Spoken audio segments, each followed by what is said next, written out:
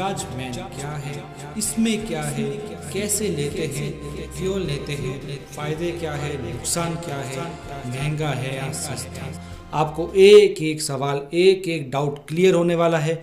बस आप एक बार इस वीडियो को अंत तक ज़रूर देखिए और धैर्य बनाए रखिए।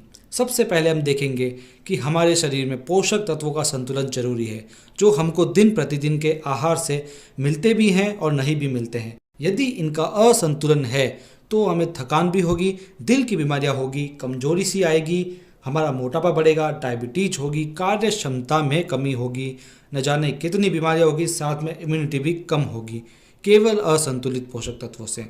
तो अब ये पोषक तत्व कौन से होते हैं, आइए इन पर एक नज़र डालते हैं। ये पोषक तत्व 7 प्रकार के होते हैं जो शरीर के लिए बहुत ही आवश्यक होते हैं, जो निम्न है।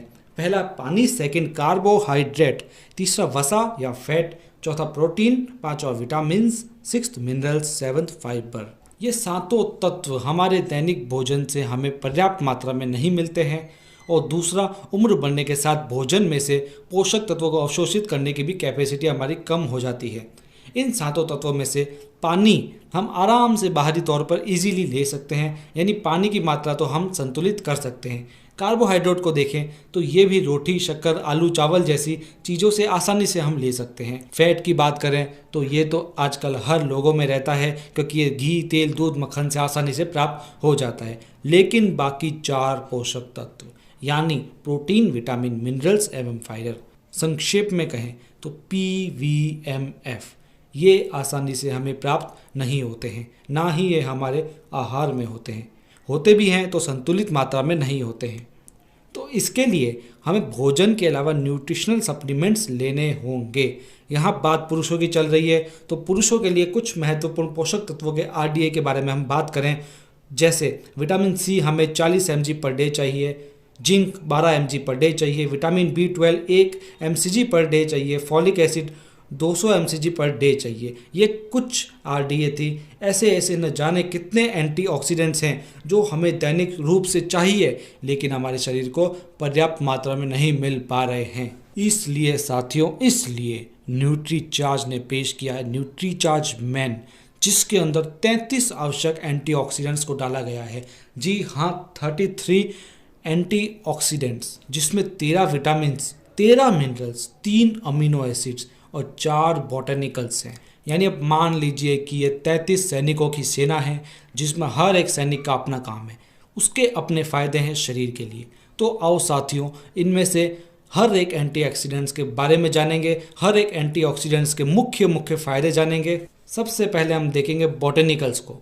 बॉटनिकल्स इसमें 4 डाले गए हैं। पहला है लाइकोपिन, जो इम्यूनिटी को बढ़ाता है, हृदय रोगों का खतरा घटाता है, फ्री रेडिकल्स को निष्क्रिय करता है।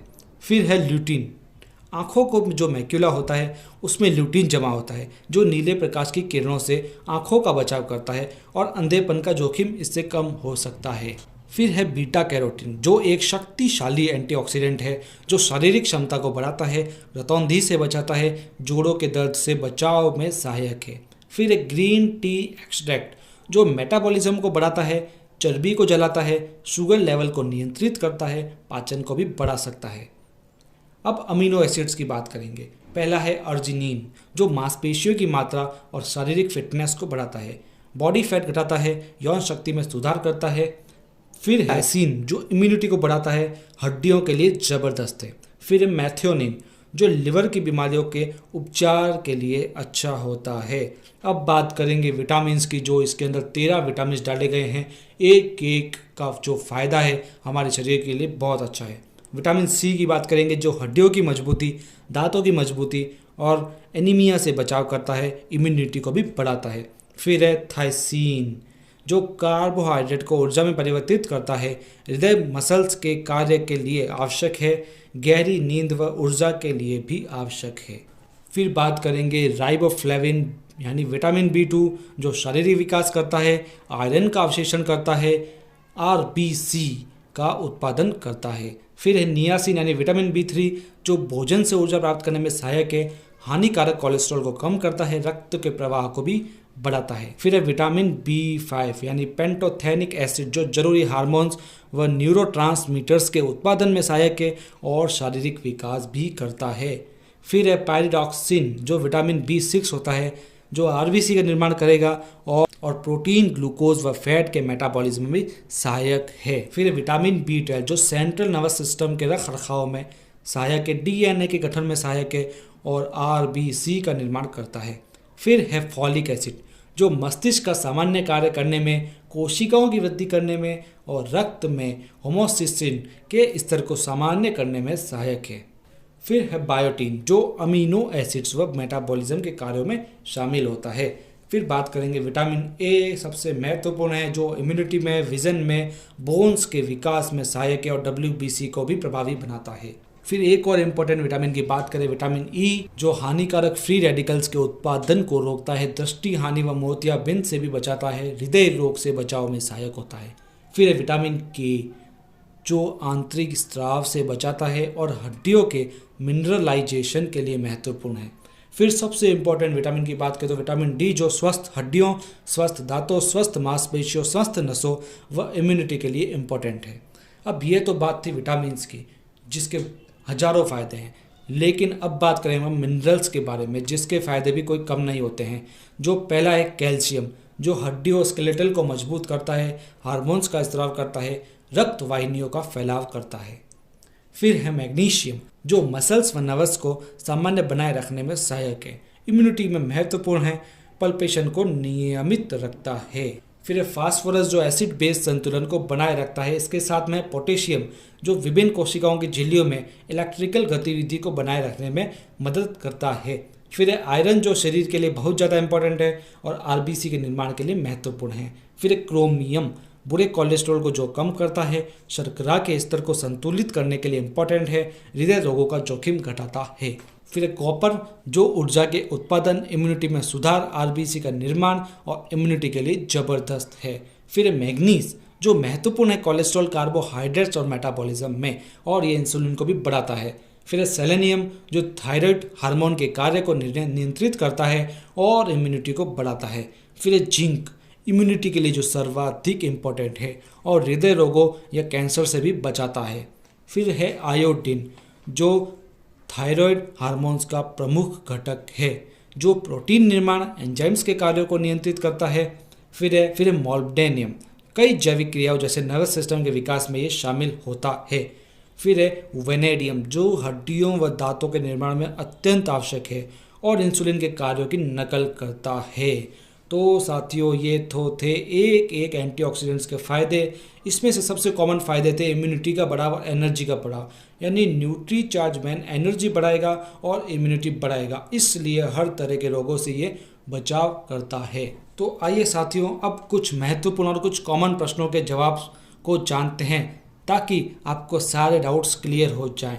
तो साथियों यहाँ से आप वीडियो को और भी ज़्यादा फोकस से देखिए और आपके सारे डाउट्स क्लियर कीजिए। कुछ ऐसे प्रश्न जो लोग आपसे पूछते हैं या आपके मन में डाउट है वो हम यहाँ पर लेंगे। तो पहला क्वेश्चन, ये जो एंटीऑक्सीडेंट्स है इनको हम नेचुरल रूप से यानी उनके प्रमुख स्रोत या फल फ्रूट से भी तो ले सकते हैं, फिर न्यूट्रीचार्ज मैन क्यों लिया जाए? तो मैं बता दूं आपको कि ये जो एंटीऑक्सीडेंट्स की आरडीए है इसके अनुसार यदि हम एक एक एंटीऑक्सीडेंट को उसके मुख्य स्रोत से लेंगे तो काफ़ी महंगा हो जाएगा, और महंगा तो छोड़ो, हम इतने सारे फ्रूट्स या इंग्रेडिएंट्स डेली नहीं खा पाएंगे। जैसे बीटा कैरोटीन पपीते से मिलता है, विटामिन ए आम से, विटामिन सी संतरा से, विटामिन ई बादाम से, मैंगनीज अंगूर से, तो सिलिकॉन केले से, और भी काफ़ी एंटीऑक्सीडेंट्स हैं। इतने सारे इंग्रेडिएंट्स हम डेली नहीं खा पाएंगे, इसलिए इन सभी के सत्व न्यूट्रीचार्ज मैन की एक एक टैबलेट में पर्याप्त आरडीए के अनुसार डाली गई है।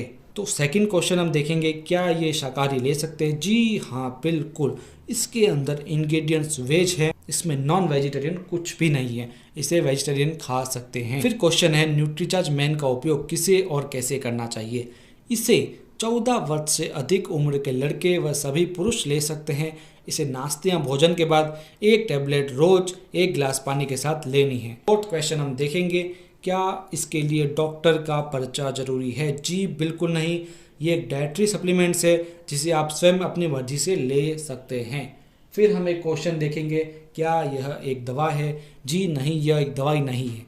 जो किसी विशेष बीमारी को ख़त्म करेगी। यह आपके शरीर के अंदर पोषक तत्वों की कमी को पूरी करेगी, जिससे कोई भी फ़ायदा हो सकता है, कोई साइड इफ़ेक्ट नहीं होगा। फिर हम एक क्वेश्चन देखेंगे कि इसका सेवन कब तक करना है। इसके अद्भुत फ़ायदों के लिए इसे लंबे समय तक लिया जा सकता है और इसको लेना लंबे समय तक ही ज़रूरी होता है, और इसे निरंतर लेने से ही कोई नुकसान भी नहीं होता है, और निरंतर लेने से ही इसके फ़ायदे हमें पता पड़ते हैं। तो मैं आशा करता हूँ कि